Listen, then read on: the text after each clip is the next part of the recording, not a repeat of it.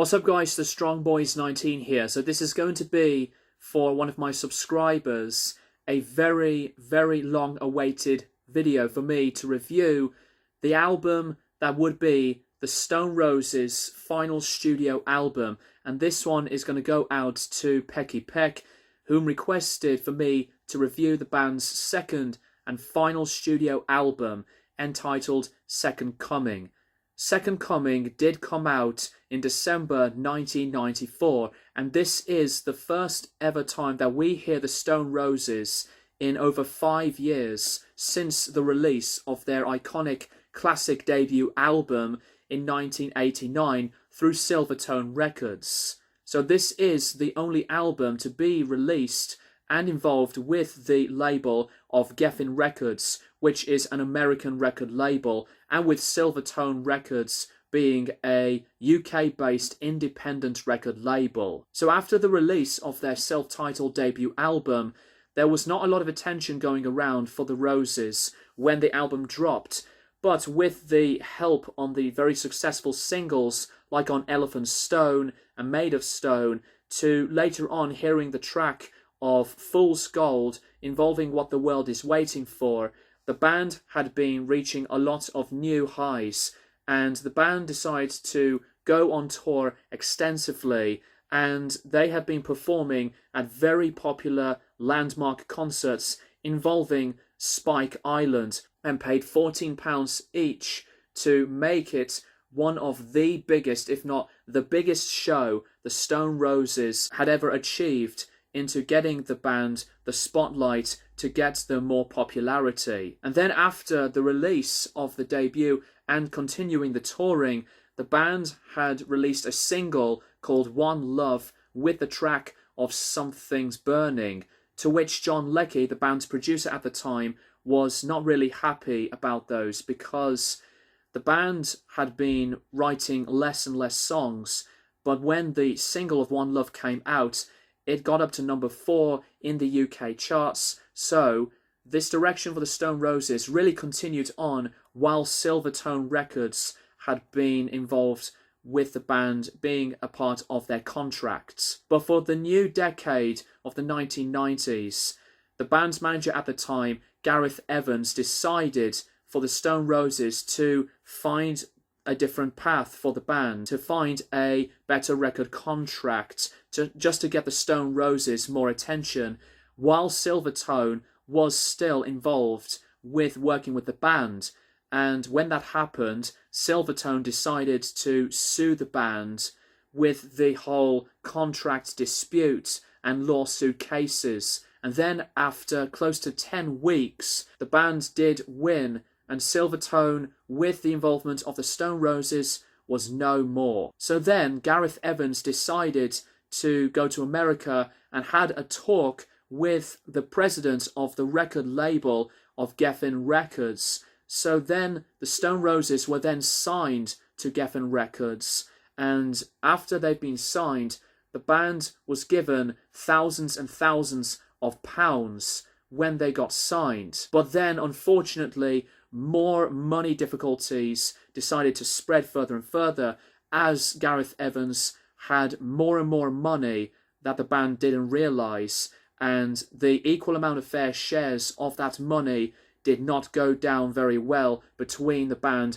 and Evans, so the Stone Roses had to sack their manager. The members, Ian Brown and John Squire, decided to buy their fair shares for separate homes, raising their own families. This would later on become the beginning for the writing process of Second Coming. The material for Second Coming is an instantly big difference when you can think about the music from their debut album, especially through singles like I Wanna Be Adored, to She Bangs the Drums, Waterfall. But for the writing direction for John Squire, this is totally the main point for the Stone Roses, that many people think that they are not feeling the same way anymore, and they decide to move things forward than repeating themselves, which I personally do appreciate. As much as I do adore the classic debut album, dare I say with that word, the making process for Second Coming was very difficult, and John Leckie was still involved throughout the recording process of Second Coming. There was not a lot of work involved, and then John Leckie, the band's producer who worked for the debut album, decided to quit. That's why there are separate producers involved for this album, involving Paul Schroeder and Simon Dawson. Material on this album is a big departure to what the band had done previously, and there was a lot more tension going around, mainly through Ian Brown and John Squire, due to creative differences. So this music on Second Coming is rock, bluesy driven with folky instrumentations, and when the album did finally release after 5 years of their debut album's release, the reception for the album was very, very disappointing for many, and it did receive weak reviews. Though it did go to number 4 in the UK albums charts, the album was a big commercial flop. The album for me was, to me, a big grower, and the more I listened to Second Coming, I really, really appreciate this album very much, but I am still one of the big Stone Roses fans that will say that the debut album is the best one out of this very small repertoire. However, I still think that Second Coming over time was a very, very good album, and I still do defend and regard this album as the most underrated album of all time. So with that, all of the way of the mentality, the differences and difficulties surrounding before and during the making of Second Coming, let's go into the album. The first track of Breaking Into Heaven opens things in a very slow, psychedelic, trippy type of introductions, and then minutes after that long-awaited music comes on, the main part of this track bursts through, and I really enjoy this song. This is pretty much like an improvisational jam, and it's got so much brilliant groove onto the drumming settings of making something just as free and spacious. The lead guitar work from John Squire was excellent, and I really appreciate that it's just all loose and long-winded, but it was attaching to me when I hear this track. So being the longest song on this album at 11 minutes, I find that this is, while not as a masterpiece as I Want to Be Adored, being my favourite Stone Roses song of all time, this opening track for Second Coming is a very, very good number. Then we go into Driving South, which is pretty much more or less a very inspired blues rock type of jam. The structure is basically a 12-bar blues formula, and when I listen to this album, I mostly pay attention into the skill and precise action of John Squire's lead guitar work, and this album is absolutely awesome to hear. For me, some of the best lead guitar solo work that John Squire had put out, especially when he improvises and plays live, and when the Stone Roses go into this really long improvisation. And Driving South does acquire a lot of listens to really focus onto this raw, distorted, bluesy edge. 10-Story Love Song is a very, very good one. I really appreciate it. Ian Brown's voice is very melodic, and as much as I think that others like Waterfall to Sugar Spun Sister and the other songs that are soft from the first album, I think 10-Story Love Song is a very underrated single that deserves a lot of the love. Daybreak is another one where it's like a continuation into that plodding, but not in a bad way, just an ongoing suite on the funky type of territory, and especially with the reference lyrics to their home city of Manchester and some female backing vocals would come in later on a few songs on the album, like on the song of Straight to the Man. This is basically the funkiest number, as the Stone Roses can really achieve something like this. And not gonna lie, the more I think about these types of funkiness parts of this album, does make me think on a bit of that, I guess, funkadelic type of fruition, but I really do enjoy this one. But one of my big favourites on the album is on the song Your Star Will Shine. This is basically like a simplified campfire, warm acoustic type of smoothness. And I find that Your Star Will Shine absolutely sounds beautiful into the innocence and beautiful sounds on the acoustic guitars. And Ian's vocals do sound so comforting. It's like on a separate natural type. Then we go into some of the other tracks, like on Begging You, which is like when the electronic Fool's Gold, similar type of veins, really escalates. And Begging You is basically like still that Manchester type of sound, but it's so bombastic with the way the beat goes. And while it's not as really cleverly structured like on Fool's Gold was, one of the other brilliant examples into musicianship is onto the song of the single, the last track on the album, Love Spreads. And you can immediately hear this iconic slide, dirgy, filthy introduction guitar work from John Squire.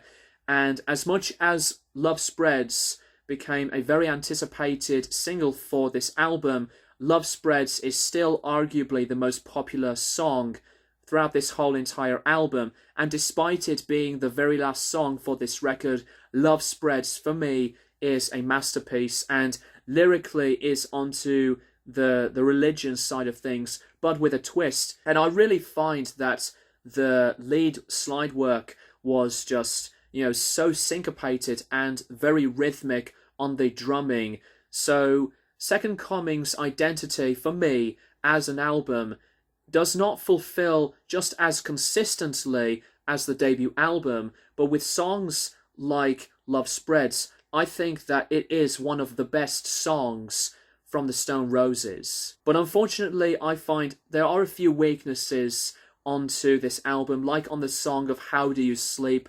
This is a number that does not really resonate with me, as I find it to be a bit bland and not really as memorable as the other soft spots on this record, because I think that 10-Story Love Song is a better ballad.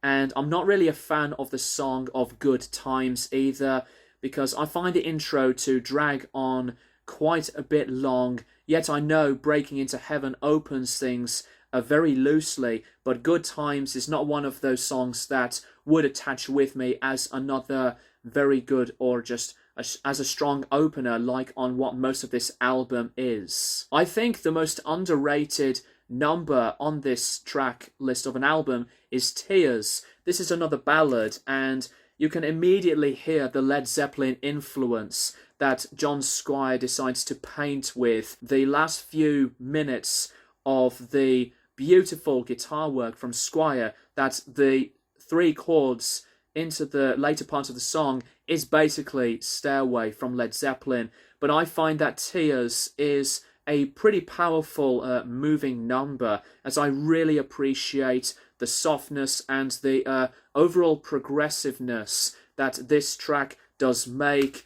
So I find with Second Coming's reputation, while at the time not many fans will see it as a brilliant or a great album, Second Coming, in my opinion, personally for me, deserves a lot of the love. While John Leckie's production on the first self-titled album is very iconic, with its jangly, bright, upbeat poppiness, the production from the involvement of Simon Dawson and Paul Schroeder, this is excellent. The drums sound crisp, the guitars, especially when Squire goes very much bluesy, all out. The classic Les Paul distortion was wonderful and dynamic. I think Ian Brown's voice had become really explorative, and even the bass work from Manny, he sounds totally focused, and it matches such a characteristic and a perfect blend with the funkiness to the rockier pushes than what the Stone Roses had done on their first record. Then unfortunately, after the release of Second Coming, once again Gareth Evans decided to sue the rest of the band with the money, court cases and lawsuits, and that is when the Stone Roses had reached the breaking point. In April 1996, on April Fool's Day, weirdly, John Squire decided to leave the band, making Ian Brown very much disconnected, and the state of the Stone Roses deteriorated even further when the band's drummer Rennie had left. The later tours and in promotion of Second Coming, the state of the Stone Roses was a very big disaster from the finalised result of what the band had become. But thankfully, on some of the tours before the band was done for good, Aziz Ibrahim stepped in with Ian Brown, and half of the Stone Roses came to plan, despite the terrible results where the Stone Roses had become before the band was no more, and when Ian Brown decided to quit and start his full-time solo career. So despite the difficulties and the troubles from before, during, and even after the identity of an album that was Second Coming, this album I really enjoy very, very much. But like I said, as a Stone Roses big fan, the self-titled album is a most memorable, beloved, and an instant classic. Second Coming, though, I appreciate this album very, very much. It definitely defines itself with a lot of moments and mad potential, but as an album, not a very strong one. However, I still think that it is one of those albums that really needs a lot of the attention that it clearly deserves, despite the very weak, mediocre, and some more negativity reviews that the album did receive at that point in the band's discography. I'm going to give this album an 8 out of 10. It's an album that I think is always worth it, and sometimes when I think about it, it is another album that I would say is a bit overhated. I'm always going to go to the debut as their best, but Second Coming is a mad recommendation for anyone. So that's personally all I would like to say about Second Coming by the Stone Roses.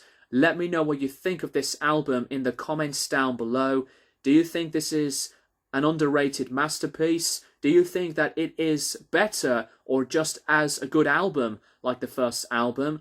I am very much interested, and for many Stone Roses fans worldwide, they can have their own opinions on this album, and I am really looking forward for other Roses fans to think what they would say about this album and get into a big discussion. Thank you guys for watching, and I'll keep you guys posted for more videos in the near future.